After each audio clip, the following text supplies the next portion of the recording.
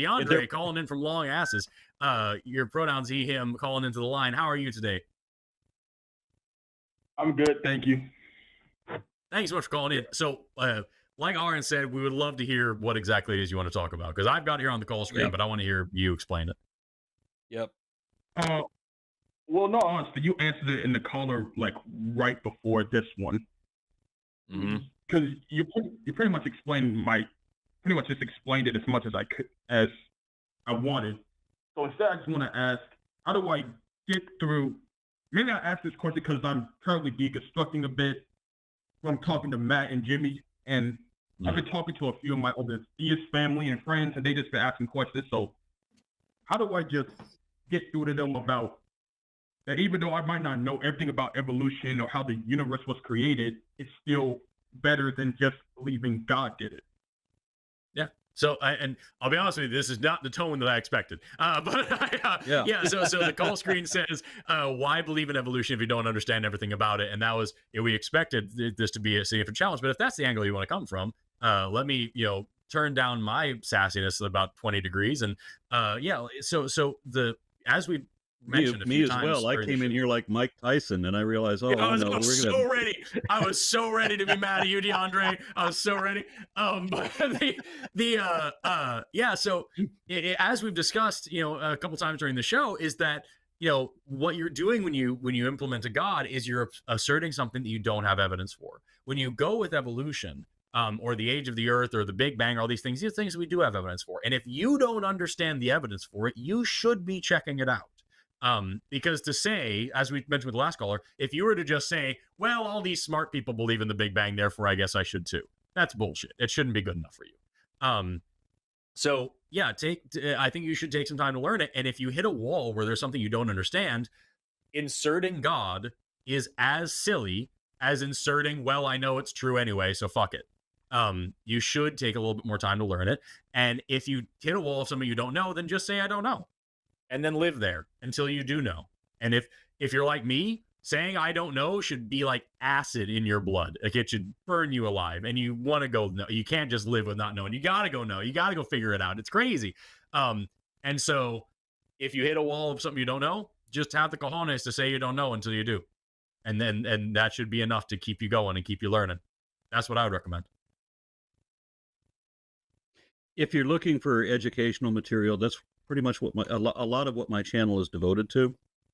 I have a series of playlists. I do a lot of, like secular policies, political kind of things too. But I mean, I have a number of videos on that are designed to teach people evolution that have never learned it, even in high school.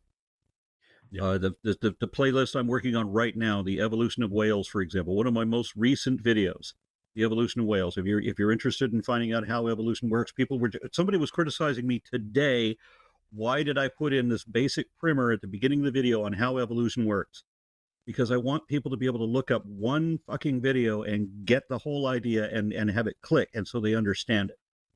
So if you go, even if you just went to watch one 42-minute long video, you'd have a really good idea of it. And if you want to have a fuller idea, go back and watch the Systematic Classification of Life, which was a 50-part playlist. If you want something shorter and less intense, I also have a channel, and I have a series called The Light of Evolution, which is 4-part series that it details out evolution in a way that any introductory learner can understand as well. So you got two options of people who like this shit and teach it for a living, and many, many more. There's so many better channels than mine out there that you can go and look at as well. You have a channel too, Forrest? I have a channel. Also, check this out. I'm a pineapple.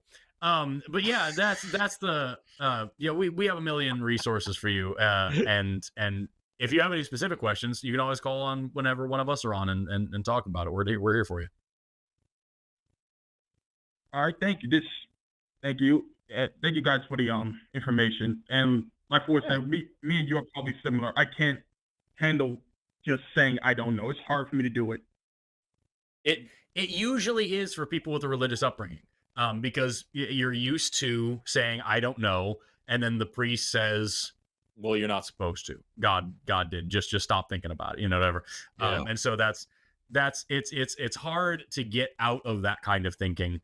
And it's really difficult for formerly religious people to accept that confusion. You know what I mean? It's scary, and there's a lot of implications for that. So, what you're saying there is not new for us or for anybody else. And so don't feel alone with it, and don't feel embarrassed by it, and don't feel ashamed of it, and don't feel intimidated by it. Just embrace the uncertainty and keep on studying and keep on learning. Do you have a particular question about evolution that we can maybe hash out right now for you?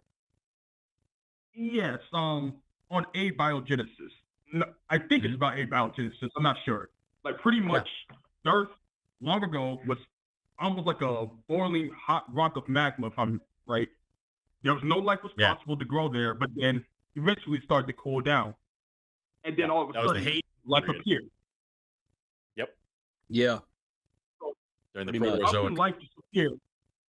That is a long series of questions. I've a collected list of a few dozen different peer-reviewed studies for different stages of the abiogenesis or origin of life process, getting from replicative polymers to like the first cells and such. There's a whole lot of different studies.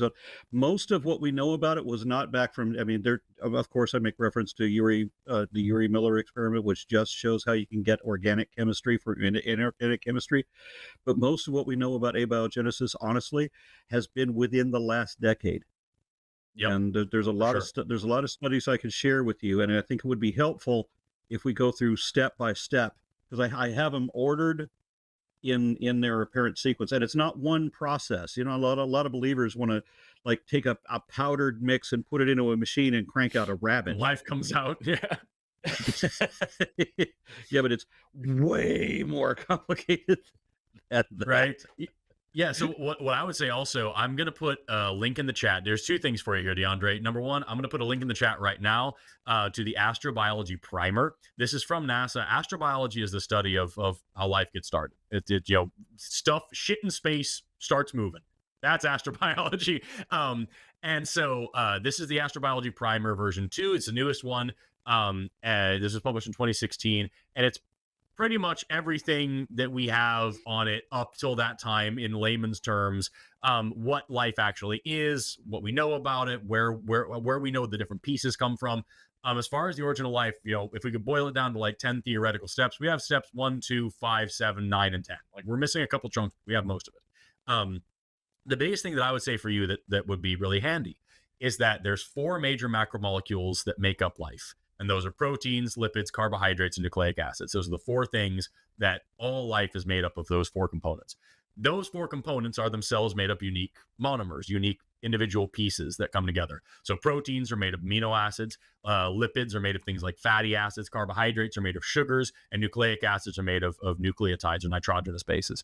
And so what's cool about it is that all of those individual pieces, the building blocks of the things that make life, they have all been found in space. They have all been shown to self-assemble. They form all by themselves. Simple inorganic molecules under remarkably mundane conditions form these complex organic molecules that then make up the big crazy macromolecules that make up life. And so that's one of the big steps we're missing. Okay, so we know how amino acids can self-assemble. And we know a little bit about how they can make what we call polypeptides, which are very basic, simple, small little protein chains. There's some new studies showing that happening now. But we're not quite sure how that then gets to the stage where it's self-replicating. You know what I mean? And so we've got these small pieces, and that's something they talk about in the astrobiology primer, whether protein or RNA or DNA were the original information carrying molecules, But these are the questions that we're starting to answer now, and they're all coming from us just digging into what we already know and testing new stuff out. So if you want to know about astrobio and if you want to know where life started, the thing that I would recommend just considering is that number one, like you said, life started on Earth pretty fucking quick after it could have. Like almost immediately after the Earth cooled down, bam, life happens. The second thing is that all the building blocks of the things that make life self-assemble, and we found all of them in space, just out on asteroids. So it wasn't like some scientist was contaminating the jars or tweaking the knobs up there to make it happen. It just fucking happened. And the third thing is that we haven't looked for life very much in the universe at all. Neil deGrasse Tyson famously said that, like, if you conclude that there's no such thing as extraterrestrial life because we've never found any, it's like going up to the ocean, scooping up a cup of water and saying there's no whales in the ocean because I didn't find any here. And so it's the same thing that it's very statistically likely that life is everywhere else as well. So when you think about it in this way, life becomes less of a miracle and more of an inevitability.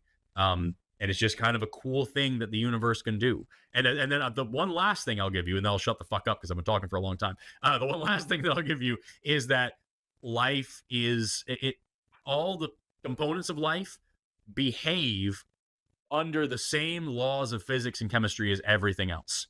So what life does and the way life works is not magical. It's very, very scientifically orderly.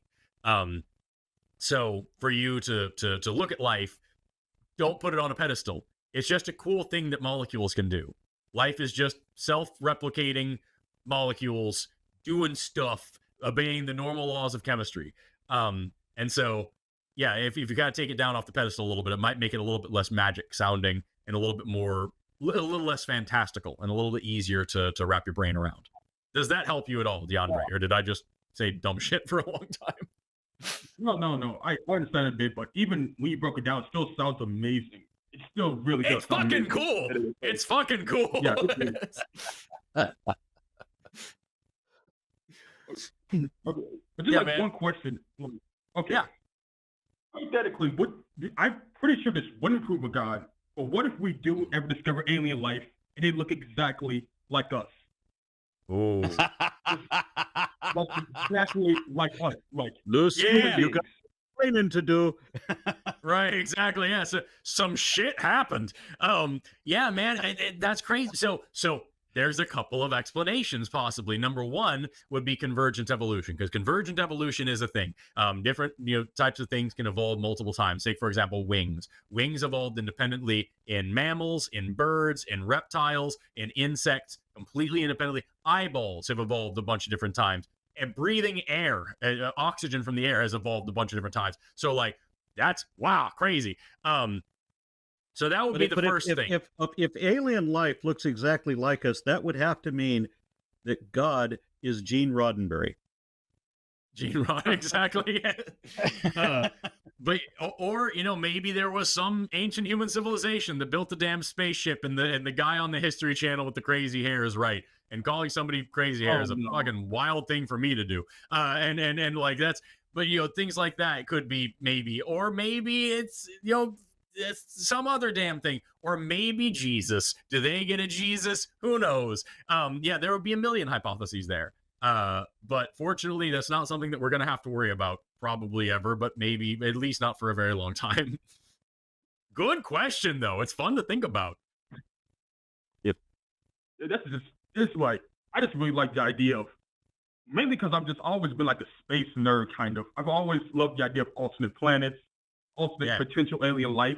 Even if they're not like humans, just having like, seeing like alternate life, like seeing new life just grow and just seeing what path they took towards evolution is just like what path they went would be just amazing to study.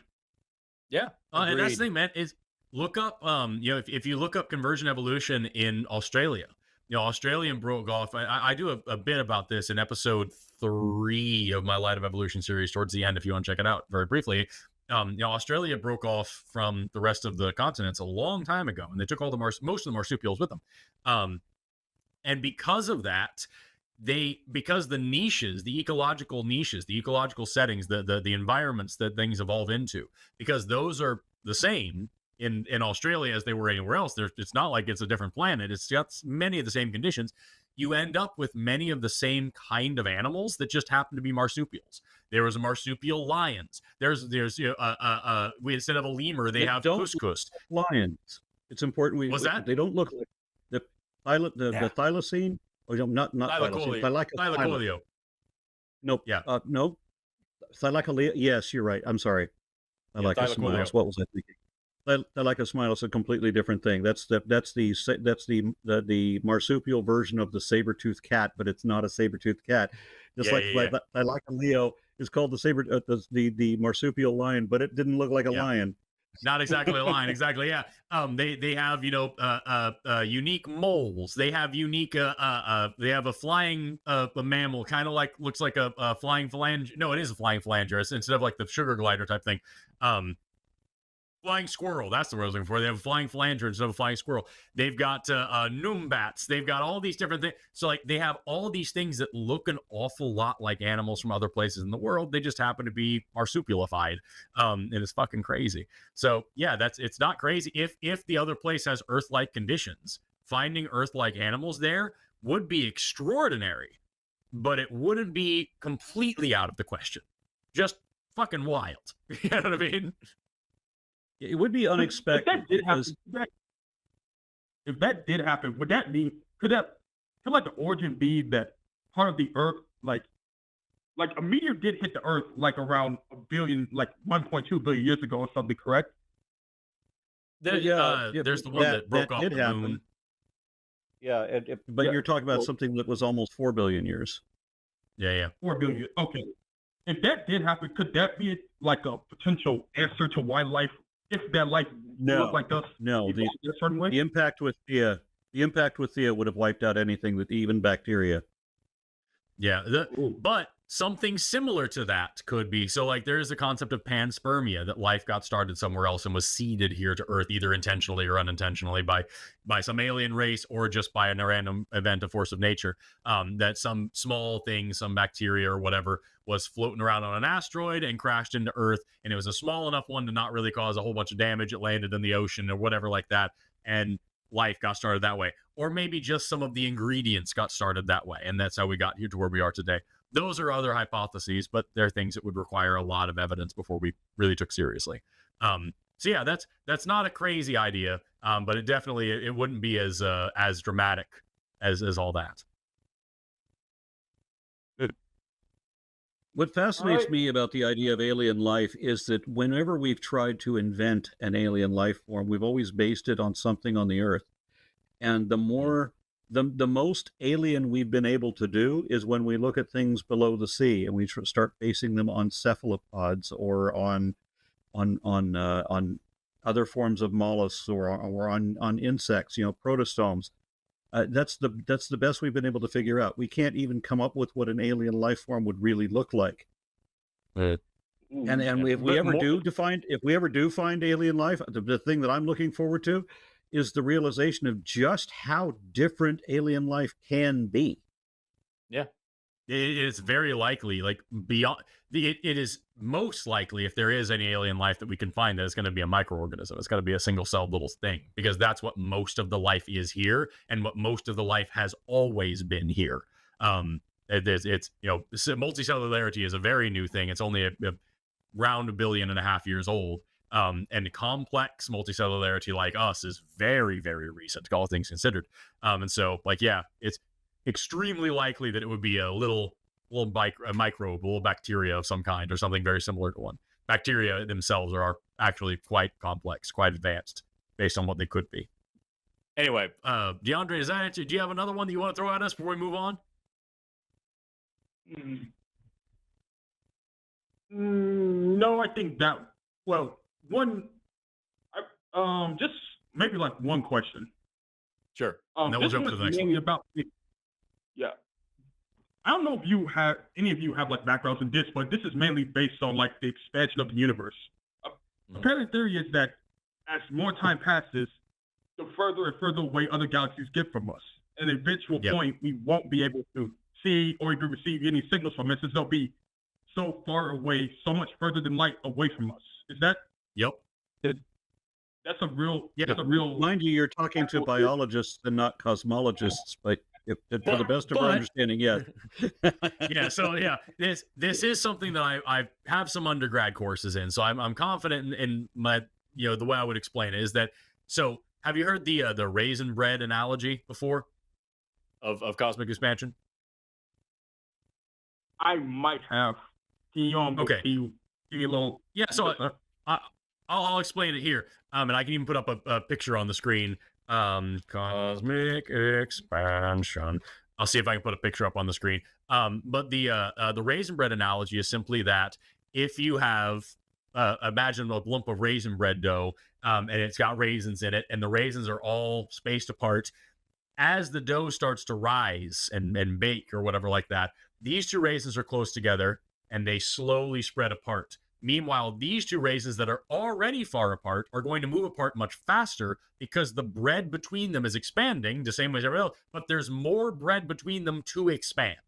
So these two raisins that are close together only have a little bit of expanding bread, so they only move apart a little bit. These two that are already far apart have more expanding bread, so they expand more quickly. Similarly, galaxies that are more distant apart from each other, because there is more space between them and space itself is what is expanding, they move apart faster from each other. And the farther they are apart, the faster they move. And that makes them farther apart. So they move faster and faster and faster away from each other as time goes on. And so, yes, at a certain point, they will be expanding away from us faster than the light is moving back towards us. They say that nothing can move faster than light. Bullshit. Nothing can move through space faster than light, but space itself can do whatever the fuck it wants. So the light coming towards us is coming at 186,000 miles per second, but the galaxy is moving away from us at, say, 200,000 miles per second. So the light can never get back to us. It can never possibly reach us because space is moving away from us farther. And so because of that, yes, eventually all galaxies will pass beyond what we call the light horizon, which means the light can't get back to us. And at that point, if we were to look around the universe, we would assume that we were the only ones here and that this galaxy was all there possibly was, because we would have absolutely no way of gaining any information about anything beyond that light horizon. And that is a terrifyingly sad thing to think about. There's so many things I wanted to add to that. And just real quick, one of my favorite versions of the creation story was from the Coptic, the Nag Hammadi library. I think it was. I'm trying to remember if it might not have been, but I think it was the Coptic Gospels, where it talks about the creation of God Himself, where God was created by a handful of goddesses, including the goddess of chaos, the goddess of light. The goddess of light moves away, or the goddess of chaos also moves away, and so they leave God, who is a creation of an abortion that was allowed to live. And so God is a failed abortion who achieves consciousness. He wakes up, and the goddesses who created him have dropped back into the shadows so that he wakes up alone. And in his virtually infinite arrogance, he declares that because he can't see anybody else, that he must have created himself, or that he must have always been eternal. Yeah, it's very similar, yeah. Isn't that a beautiful creation story? DeAndre, if you can see the screen here, you can see what I'm talking about. So here, all the raisins are evenly spaced apart at 1 centimeter, but after a minute, these two that were already close together have gone 3 centimeters, but these two that were 3 centimeters apart have 6 centimeters. So you have 9 centimeters. So it's exponential growth between them. You know what I mean? The farther ones expand faster as the raisin bread rises. This is a super cool analogy for the expansion of the universe. I remember watching Kent Hovind, the young Earth creationist pseudoscientist. He was trying to explain this to some of his people. He was clearly not getting what was being explained to him when he was arguing that that everything is flying apart faster than the speed of light, and people would try to correct him and say, no, it's not that they're flying far away from each other, it's that the space between them is expanding. And he thought that was another way of saying the same thing, and that the people trying to explain this to him were therefore stupid. And the thing is, I'm listening to him like, you are unbelievably stupid. You can't even get what they're trying to correct about. It's so frustrating, dude. Anyway, DeAndre, does that answer your questions? Yeah, it does. But now I'm just wondering. That's the best part of science. I haven't read anything on this. But is the universe right? The universe is constantly expanding, right? Yeah. So it's an ever expanding container. At a certain point, it won't just stop expanding. It won't rip apart or just hit walls. From what we understand, presumably. So if we live, there's different types of universes. The topography of the universe is what we're trying to. So if we live in what's called an open universe, expands forever and at the same whatever like that. If we live in what's called a closed universe, it would expand to a certain point and then collapse back in on itself. If we live in what's called a flat universe, then it would expand forever, but it would hit a certain point where it's kind of asymptotic, and that's where we get what we call the heat death, where everything is so far apart and so expanded that there is no transfer of energy. The exact heat of the universe is equally distributed everywhere. All motion stops, and time and space are meaningless. But that's a whole other thing. And I could talk about that for a long time, but I'm also not a physicist. So I would encourage you to talk to one of them about that, because that's something that I would very quickly hit the limit of my understanding on. Yeah, Lawrence Krauss gave a wonderful presentation on this. No, haircuts are bad. You should never have one again. It's just so fluffy, and it's getting all up in my business, dude. Everybody's hair is 2 feet too short. I don't want feet in my hair. Lawrence Krauss gave a great presentation on this, where he talked about how the universe is only so good, and it's only going to get worse. That everything from here is going to get worse, as you expect. As you said, the different galaxies are just moving further and further apart from each other.